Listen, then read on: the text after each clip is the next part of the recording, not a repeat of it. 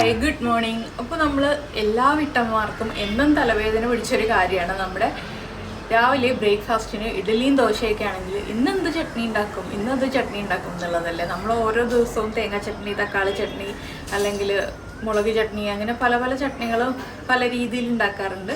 അപ്പോൾ എന്നും ഒരേ രീതിയിൽ തന്നെ ഉണ്ടാക്കി അത് നമ്മളൊരു 2 ആഴ്ച കഴിയുമ്പോൾ വീണ്ടും റിപ്പീറ്റ് ചെയ്ത് ഇത് തന്നെ വീണ്ടും ഉണ്ടാക്കി കൊടുത്ത് അങ്ങനെയൊക്കെ വരുമ്പോൾ എല്ലാവർക്കും മടുക്കൂലേ. അപ്പോൾ കറികൾ ഉണ്ടാക്കുക എന്നുള്ളതാണ് എല്ലാ വീട്ടമ്മമാരെ സംബന്ധിച്ചും തലവേദന ഉണ്ടാകുന്ന ഒരു കാര്യം.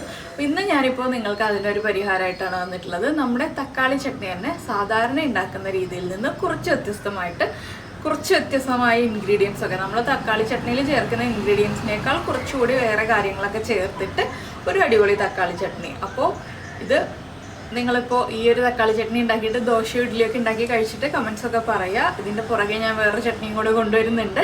അപ്പോൾ ആദ്യം നമുക്ക് തക്കാളി ചട്നി എങ്ങനെയാണ് തയ്യാറാക്കുന്നതെന്ന് നോക്കാം. ഇതുപോലെ ഒന്ന് ഉണ്ടാക്കിയിട്ട് അഭിപ്രായങ്ങളൊക്കെ പറയാം കേട്ടോ. നമ്മുടെ തക്കാളി ചട്നിയിലേക്ക് നമുക്ക് പോവാം. നമുക്ക് നമ്മുടെ ഇൻഗ്രീഡിയൻസ് നോക്കാം. ഞാനിപ്പോൾ ഒരു 1.5 തക്കാളി എടുത്തിട്ടുണ്ട് കേട്ടോ. മീഡിയം വലിപ്പമുള്ള തക്കാളി ആണെങ്കിൽ 1.5 തക്കാളി എടുക്കുക. ചെറിയ തക്കാളി ആണെങ്കിൽ 2 തക്കാളി എടുക്കുക. അല്ലെങ്കിൽ 2 വെളുത്തുള്ളി എടുത്തിട്ടുണ്ട്. 1 പച്ചമുളക് എടുത്തിട്ടുണ്ട്. ഒരുപാട് എരിവുള്ള പച്ചമുളകല്ല, ചെറിയ എരിവുള്ള പച്ചമുളകാണ്. നല്ല എരിവുള്ള പച്ചമുളകാണെങ്കിൽ 1 പച്ചമുളകിൻ്റെ പകുതി എടുക്കുക. 1/4 കപ്പ് തേങ്ങ ചിരവിയതെടുത്തിട്ടുണ്ട്. കുറച്ച് മല്ലിയില, നമ്മളിങ്ങനെ എടുക്കുമ്പോൾ വളരെ കുറച്ച് മല്ലിയില എടുത്തിട്ടുണ്ട്. പിന്നെ നമുക്ക് വേണ്ടത്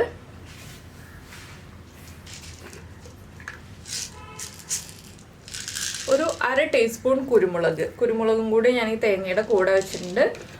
അപ്പോൾ നന്നായിട്ട് പഴുത്ത തക്കാളി എടുക്കാൻ ശ്രദ്ധിക്കുക. പഴുപ്പ് കുറഞ്ഞ തക്കാളി ആണെങ്കിൽ ഈ ഒരു ചട്നിക്ക് ടേസ്റ്റ് ഉണ്ടാവില്ല.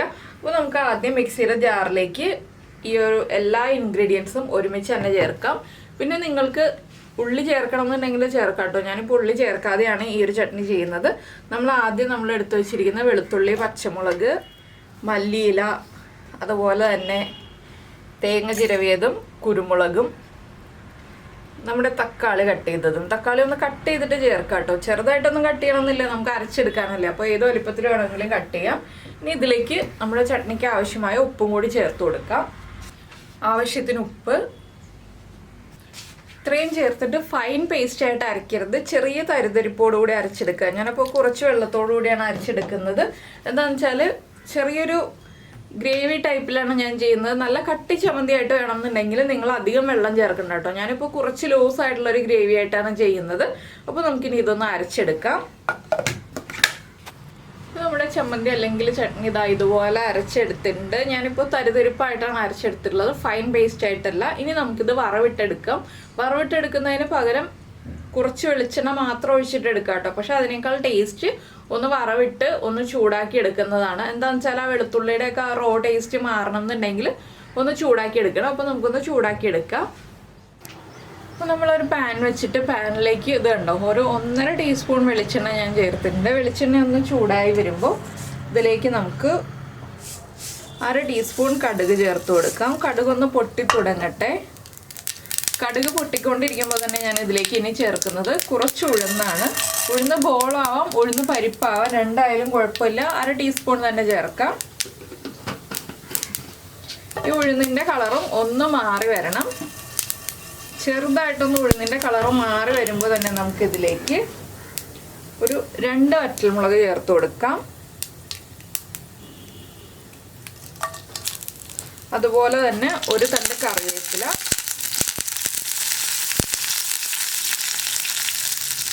പിന്നെ നമ്മൾ ഫ്ലെയിം കുറച്ചിട്ട് നമ്മൾ അരച്ച് വെച്ചിരിക്കുന്ന ആ ചട്നി ഉണ്ടല്ലോ അതിലേക്ക് കുറച്ച് വെള്ളം ചേർത്തിട്ട്, ഞാൻ കുറച്ച് ലൂസായിട്ടാണ് ചേർക്കുന്നത്. ഫ്ലെയിം കുറച്ച് വെച്ചിട്ട് ചേർക്കാം കേട്ടോ.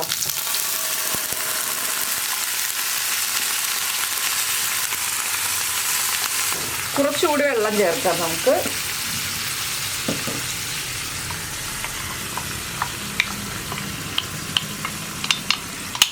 ഇത് മെയിനായിട്ട് വെളുത്തുള്ളി ചേർക്കുന്നുണ്ടെങ്കിലാണ് ഇങ്ങനെ ഒരു കാര്യം നമ്മൾ ചെയ്യേണ്ടത്. ആ വെളുത്തുള്ളിയുടെ ആ ഒരു റോ ടേസ്റ്റ് മാറി വരാനാണ് നമ്മൾ ഇതുപോലെ ചട്നി ഒന്ന് ചൂടാക്കി എടുക്കേണ്ടത്. ഇത് വല്ലാതെ തിളച്ചു പോകണ്ട, ഒന്ന് ചൂടാക്കി എടുത്താൽ മതി.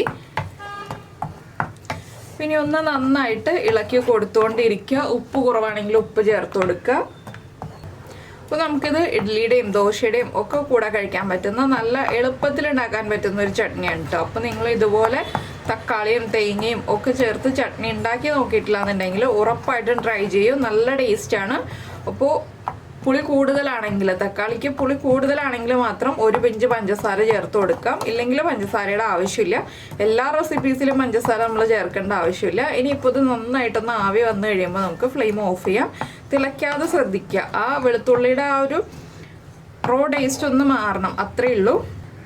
അപ്പോൾ ഇതുണ്ടോ നന്നായിട്ടൊന്ന് ആവി വരുന്നുണ്ട്. ഞാൻ ഫ്ലെയിം ഓഫ് ചെയ്യാണ്. അപ്പോൾ ഇത്രയേ ഉള്ളൂ നമ്മുടെ ചട്നിയുടെ റെസിപ്പിയുടെ പരിപാടി. അപ്പോൾ എല്ലാവരും ഉണ്ടാക്കി നോക്കുമെന്ന് വിചാരിക്കുന്നു. ഈ റെസിപ്പി ഇഷ്ടമായിട്ടുണ്ടെങ്കിൽ ഒന്ന് ലൈക്ക് ചെയ്യാനും അതുപോലെ തന്നെ ഇഷ്ടമായോ ഇല്ലയോ എന്നൊന്ന് കമൻറ്റ് ചെയ്യാനും മറന്നു പോരുത് കേട്ടോ.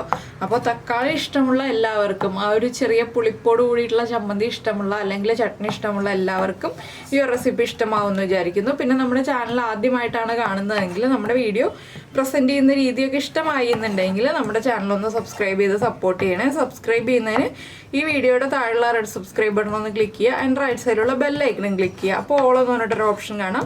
ആ ഓളും കൂടി പ്രസ് ചെയ്തിട്ടുണ്ടെങ്കിൽ ഞാൻ എപ്പോഴും വീഡിയോ അപ്ലോഡ് ചെയ്യുമ്പോൾ നിങ്ങൾക്ക് നോട്ടിഫിക്കേഷൻ വരും. ഞാനിങ്ങനെ ഇളക്കിക്കൊണ്ടിരിക്കുന്നത് എന്താണെന്ന് വെച്ചാൽ ആ പാനിൻ്റെ ചൂടിൽ ചട്നി തിളയ്ക്കാതിരിക്കാനാണ് കേട്ടോ. അപ്പോൾ ഞാൻ ഇനി ഇതൊരു ബൗളിലേക്ക് മാറ്റട്ടെ. നമുക്ക് നമ്മുടെ അടുത്തൊരു റെസിപ്പിയുമായിട്ട് അടുത്ത ദിവസം വീണ്ടും കാണാം.